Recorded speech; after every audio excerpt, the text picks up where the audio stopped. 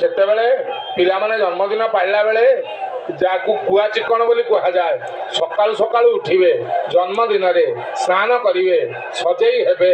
ସଜେଇ ହେଇସାରିଲା ପରେ ଜନ୍ମଦିନ ପାଳନ ହେବ, ପିଠାପଣା ହେବ। ଆଉ ପିଠାପଣା ନାହିଁ।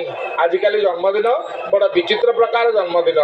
ସାଙ୍ଗସାଥି 8, 10, 15 ଡାକିଦେବେ, କେକ୍ ଗୋଟିଏ ଆଣିଲେ, କେକ୍ ଟିଏ ମଝିରେ ଥୁଆ ହେବ, ମଝିରେ ତାର କେକ୍ର ମଝିରେ ପୋତା ହେବ ଗୋଟିଏ ସୁନ୍ଦର ମହମବତୀଟିଏ, ଜଳିବ ଦୀପଟିଏ। ଦୀପ ଜଳିଲା ପରେ ଆରମ୍ଭ ହେବ ହାପି ବାର୍ଥଡେ ଟୁ ୟୁ ଫୁ, ହାପି ବାର୍ଥଡେ ଟୁ ୟୁ ଫୁ, ଅର୍ଥାତ୍ ଦୀପକୁ ଫୁଙ୍କି ଦିଆଯାଏ। ଯାହାର ଜନ୍ମଦିନ, ଯାହାର ଖୁସି ଅବସର ଆମେ ମନେଇବା, ଦୀପ ଜାଳିବା ନା ଦୀପ ଫୁଙ୍କିବା?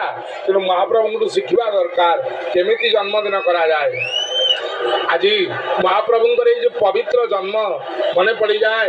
ସେଦିନ ରାଜା ଇନ୍ଦ୍ରଦ୍ୟୁମ୍ନ ଯେତେବେଳେ ଗୁଣ୍ଡିଚା ମନ୍ଦିରରେ ଯଜ୍ଞ କରୁଥିଲେ, ସୁନ୍ଦର ଯଜ୍ଞଟିଏ, ଯଜ୍ଞରେ ଯେଉଁଦିନ ପୂର୍ଣ୍ଣାହୁତି ଯଜ୍ଞରେ ହଠାତ୍ ମହାପ୍ରଭୁ ଦାରୁ ରୂପରେ ଭାସି ଭାସି ଆସି ସମୁଦ୍ରରେ ଲାଗିଲେ।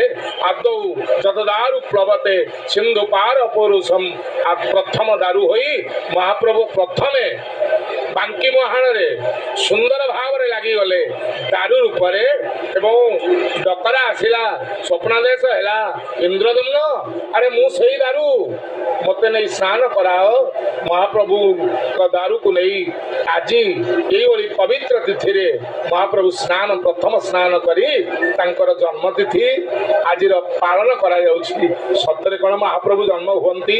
ଯିଏ ଜନ୍ମ ମୃତ୍ୟୁର ଉର୍ଦ୍ଧ୍ୱରେ, ତାଙ୍କର ଜନ୍ମ ଆସିଲା କୁଆଡ଼ୁ? ପଚରାଗଲା ଆପଣ ରାମ ହେଲେ, ଜନ୍ମ ହେଲେ ନା ନାହିଁ? ନା ଆଉ ଭୟ ପ୍ରଗଟ କୃପା ହେଲା, ଦୀନ ଦୟା ହେଲା, କୌଶଲ୍ୟା ହିତକାରୀ। ମୁଁ ପ୍ରଗଟ ହେଲି, ମୁଁ ଆବିର୍ଭାବ ହେଲି, ମୁଁ ଜନ୍ମ ହୁଏନି, ମୁଁ ଅଜନ୍ମା, ଜନ୍ମ ମୃତ୍ୟୁର ପରେ